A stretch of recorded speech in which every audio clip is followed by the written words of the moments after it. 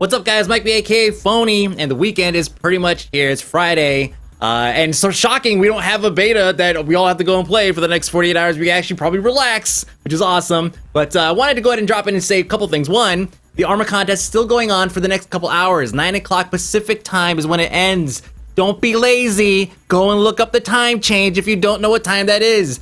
9 p.m. Pacific time, over. I'll announce the winners tomorrow. I'll probably tweet it out. And congratulations to the person who gets a copy of Arma to DayZ. Next week, I'll probably be doing another video starting on Monday. This one is going to be YouTube-based. I'm not quite sure exactly how I want to do it. I don't want to just be like, comment on this video and I'll give it to you, which I might end up doing, who knows. Because that's a little too easy, and it puts all the love on one video. I need you guys to love all my videos. So, we mutually beneficial. You say something to me, and I give something to you. That's kind of how these things work sometimes. But anyways, I'm still trying to work out the kinks in it, how I'm going to figure it out and put it out there. But we have some news this week that I think is kind of interesting. We have, first off, Star Wars Old Republic going free to play. Crazy, right? A lot of people are saying, oh, I totally saw that coming, which is fine. I think a lot of people actually saw that. It probably should go free to play. But I would say the production value, to me, was the one thing that was keeping me from production value and EA. Those two factors, I was like, they're probably gonna like stretch it out a little bit to see how long they could go.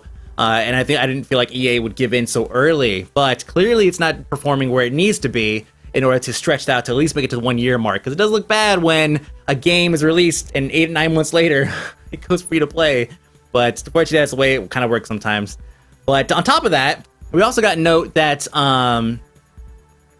World of Warcraft is down 1.1 million subscribers. That's a total of 3 million over the past couple years that they've lost. Remember, they hit that 12.1 million peak, and everyone was just like, yay, World of Warcraft is everywhere during Wrath, and that's unfortunately slowly declined to the point where now they've lost 25% of their total that they had a couple years ago. So that's very, very interesting news. And here's the thing that kind of gets me. I tweeted this out yesterday, and I wanted to throw it at you guys because there's a lot of you guys, and people love YouTube comments, and a lot of times you get those ones that are upvoted, so you kind of see what people are kind of falling into. It's kind of like a mini Reddit, except for nobody on YouTube could spell, except for you guys, right? You know what I'm talking about. So I'm curious, looking at the numbers, it's like, okay, so World of Warcraft has lost 1.1 million just in this past quarter. They lost 0 last time. I made a joke on Legendary, which, by the way, you should go watch. We had a really good conversation about this. I have the link in the description below. We talked about this very heavily on Reddit, on Legendary, discussing the different, what could have happened. And for me, I feel like people are just scattering. Like, it is like World of Warcraft is on a decline by itself. Now, I know some people are going to say it. It's going to be in the comments, too. It's like, oh, it's because Guild Wars 2 is coming out. Yeah, that's it. No, if you blame this whole thing on Guild Wars 2, no. That's not it. There's a lot of different factors here. I have some notes. We have League of Legends, DayZ, Diablo 3. Diablo 3 is obviously a big one. Clearly, they've siphoned their own customers off, or sectioned their own customers off into from World of Warcraft to Diablo 3. So that's definite. That happened. We don't know how much. DayZ is an extraordinarily popular game, right? And I mean, I play it. A lot of my friends that play WoW play it. So I can only assume that there is some kind of crossover there where it is meeting some of the needs that some players who play MMORPGs, which is kind of a little bit of everybody, and then also is satisfying that need, that first-person shooter and exploration and survival. There's a lot of needs being filled, so that's getting pretty popular. But again, I'm not saying any one of these things is what's jumping out there and stealing all of the subs from World of Warcraft. I'm not saying 1 million lost is due to this one thing. This is a combination of lots of things.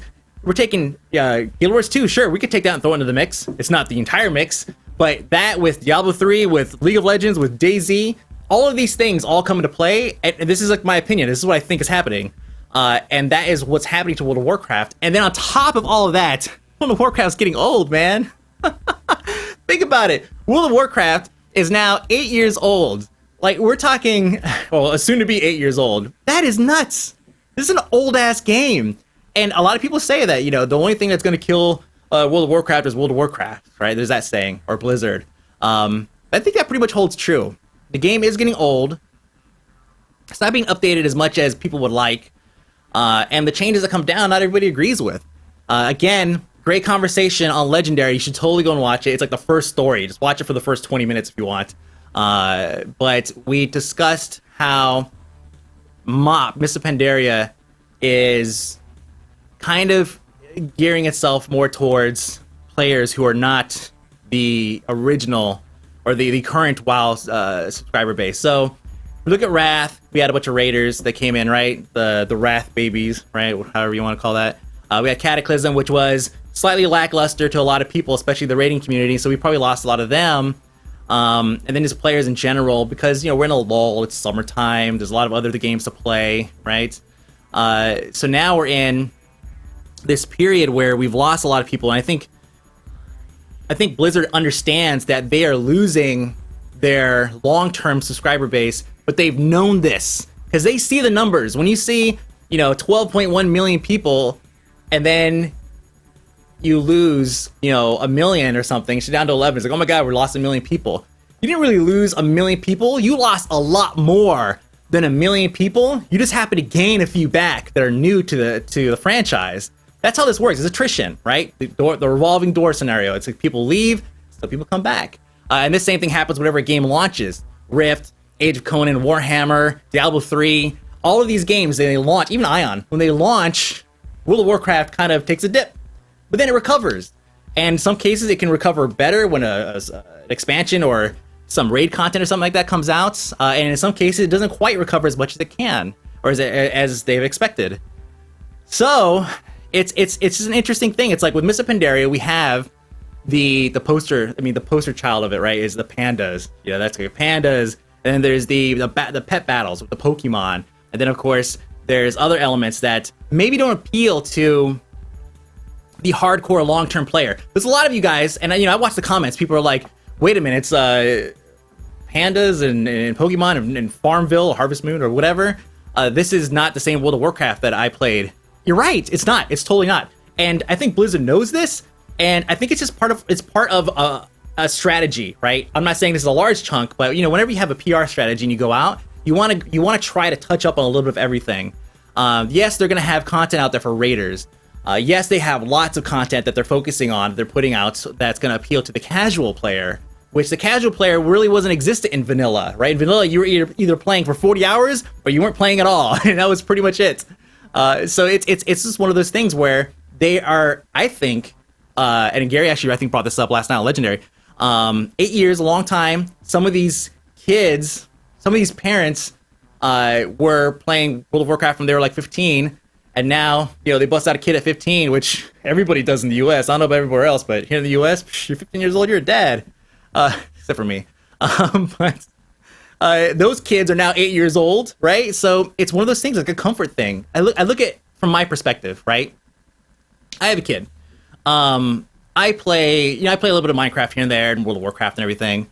And it's like, what? These are games that I'm comfortable with. I already know how these games are played. I already know what's in them. I already know how to control the parental thing, right? There's a parental service on Battle.net that will be there for you to support if you have a child or whatnot. You can do like hours, I think, and all that stuff. But it's one of those games that's like, I already know what's there, so why not let my kid play it? I think it's safe. I've had lots of experience there. I know it's servers. My kid's not going to get shit on for asking a silly question. I know what servers those are, so I could have him go there. Low pop server, sure, throw him in there. He'll go around and click around and be a rogue for a little while and be happy.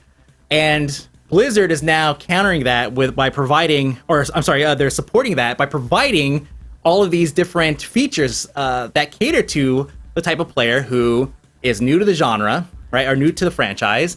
And it's something that they're familiar with. Pokemon, everybody knows Pokemon, the pet battle system, right? I mentioned before, they're not putting it in because it's Pokemon, they're putting it in because it's a system that works and that it's fun, right? And that's why they're putting it in. Granted, the Pokemon side is a nice, added flavor. People are like, oh, hey, I love Pokemon, I'll go play that. Otherwise, people like me, while I do have an interest in trying the pet battle system, I don't want to try it because Pokemon, I never played Pokemon, but it looks like a fun system. Clearly it is, it's successful, so I'll probably have fun doing it.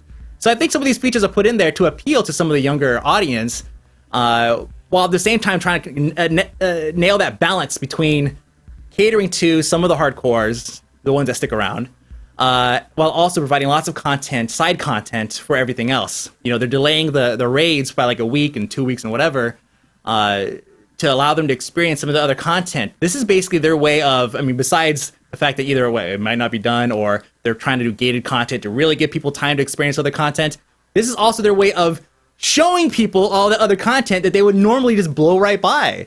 And so it's kind of an interesting thing what they're doing with the strategy behind Miss Pandaria and the PR behind it. Yes, they've lost 1.1 million subs. The question was asked last night on Legendary, can they recover from that?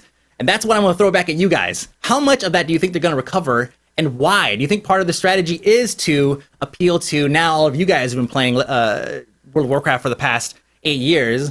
Your guys' kids are old enough to probably start playing video games. Is World of Warcraft a game you would stick them in? Obviously, with parental controls tightened down pretty good. Let me know in the comments below for the weekend. You know, this is I'm checking in all weekend to see what you guys are saying. I'm really curious, genuinely curious. Where do the subs go? Miss Pandaria's coming out. It looks like they're marketing that for a lot of people, wide range, or age range. So let me know. And I guess I'll check back in with you guys on Monday with an update, of course, on the Arma 2 giveaway. And go watch Legendary. Great conversation on this stuff. And enjoy your weekend. Bye.